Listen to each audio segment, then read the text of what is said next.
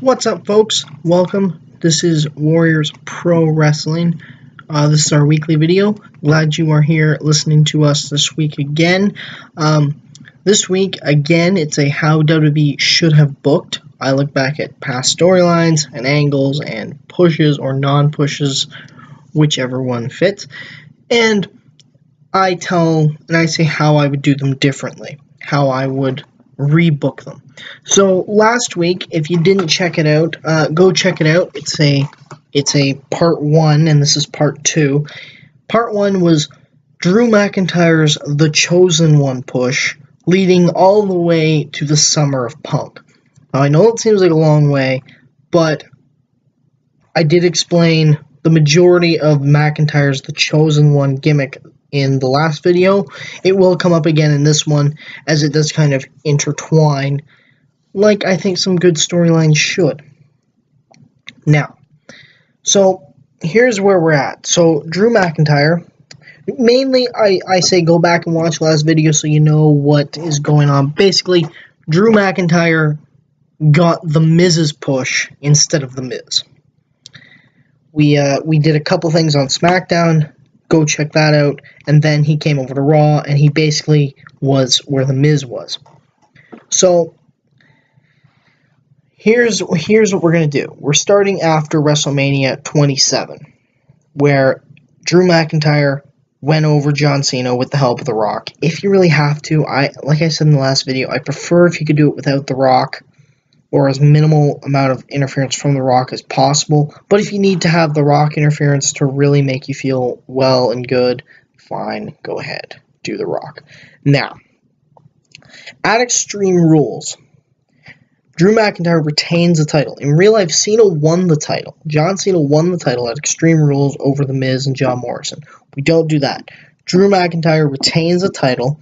It can be kind of a fluky finish, so Cena can get another match. At Over the Limit, Cena wins. That's where Cena gets the gold. I know that some people might be really angry about me putting the title on Cena. Here's the thing.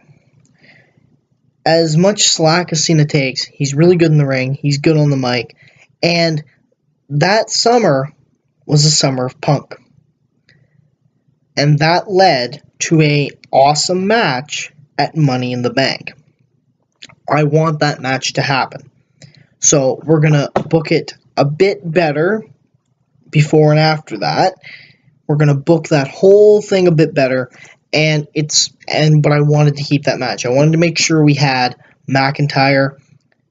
Cena and Punk at Money in the Bank, because it was a phenomenal match. It was one of the best matches in recent history. Ask anyone. So, here's what we do. In real life, CM Punk beat John Cena. We keep that. Don't worry. I'm sure quite a few fans were going, oh no, he's going to say Cena wins. No. Punk wins, and you can have the Cena gets fired thing. Well, that really doesn't matter, really. So the next night on Raw, instead of the tournament to name a new champion, Drew McIntyre is just named the champion by Vince McMahon, because he's still the chosen one. So, Drew McIntyre is given the title. He is given the World Heavyweight title. The WWE title. And instead of the tournament on Raw being for the championship, the tournament is for the number 1 contender to the title at SummerSlam. So, you can keep the finals postponed till the next week, and then you can have the Triple H, Vince, and Cena promo later on in the night. So for SummerSlam, this is what you have. Rey Mysterio wins the tournament. He gets a shot at Drew McIntyre for the WWE title. And John Cena will begin to feud with Alberto Del Rio. So in real life, CM Punk came back in 8 days. We're not going to have that. At SummerSlam, McIntyre retains the title over Rey Mysterio. Then, as actually happened, Triple H fought CM Punk in real life. We're not going to have that because Punk is not back yet. I'm not bringing Punk back yet.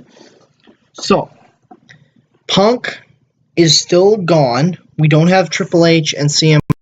Instead, a Night of Champions, John Cena defeats Drew McIntyre to win the gold, However, right after the match, Alberto Del Rio interferes and cashes in Money in the Bank to win the WWE title following the match. So in real life, and the next pay-per-view, which is Hell in a Cell, there was a triple threat match. It was originally Punk versus Cena versus Del Rio. We don't have that. It's going to be Del Rio versus Cena versus McIntyre for the WWE Championship in Hell in a Cell. Then, at the next pay-per-view, which is Vengeance, it's a fatal four-way. McIntyre again retains over Cena, Del Rio, and Mysterio. So now you really start getting into the real kind of storyline. Triple H is starting to resent Drew McIntyre as champion. You see bits of this before this, but it really starts coming out now. Triple H resents Drew McIntyre as champion. He resents him, that he was the chosen one, that Vince always chose McIntyre, that Vince saw Drew McIntyre as this chosen one. So he doesn't agree. So Triple H sets up a battle royal to determine the number one contender to the title at Survivor Series for Drew McIntyre. It is won by SmackDown superstar and former bitter enemy of Triple H, Sheamus. So Sheamus has the title match going to Survivor Series. Now he is on SmackDown, so there's a reason I chose a SmackDown star. So McIntyre wins with an interference from another SmackDown star. That way you can get a feud for Sheamus going after that. So the next night, Drew McIntyre is out there and he is proclaiming that he is the chosen one. He's the best of all time and all that malarkey. And Triple H comes out and he says, "Your next challenger is me." Or a decent Triple H impression. Anyway, Triple H is the next challenger for the gold. He is the next contender for the title. At Tables, Ladders, and Chairs, it's a TLC match for the WWE Championship. Drew McIntyre versus Triple H for the gold. McIntyre wins. Triple H does not win. Calm down. No. McIntyre wins. He has the victory. He is celebrating. He's got the gold. And then all of a sudden, finally, Punk returns. It's at that moment where Punk comes back, just stares. He interrupts, and he stares at McIntyre, and he wants to be known as the rightful champion. So you set the build up for the Royal Rumble. You have Drew McIntyre versus CM Punk, champion versus champion to become the undisputed WWE champion. At Elimination Chamber, Punk defends in an Elimination Chamber match. And then at WrestleMania, you have the WrestleMania 28, you have the one-on-one rematch, Punk versus Drew McIntyre for the WWE Championship. That is basically how I would have done it. Do you think that's better? Do you think that's worse? Do you think that's marginally improved or disproved? Let me know in the comments. Like, share, subscribe, all that good stuff. Make sure you follow on Twitter at WarriorsJHPW. Follow me on Twitter at BigDog_SS. Thanks for watching. Hope to see you again next week, folks. Thank you for tuning in.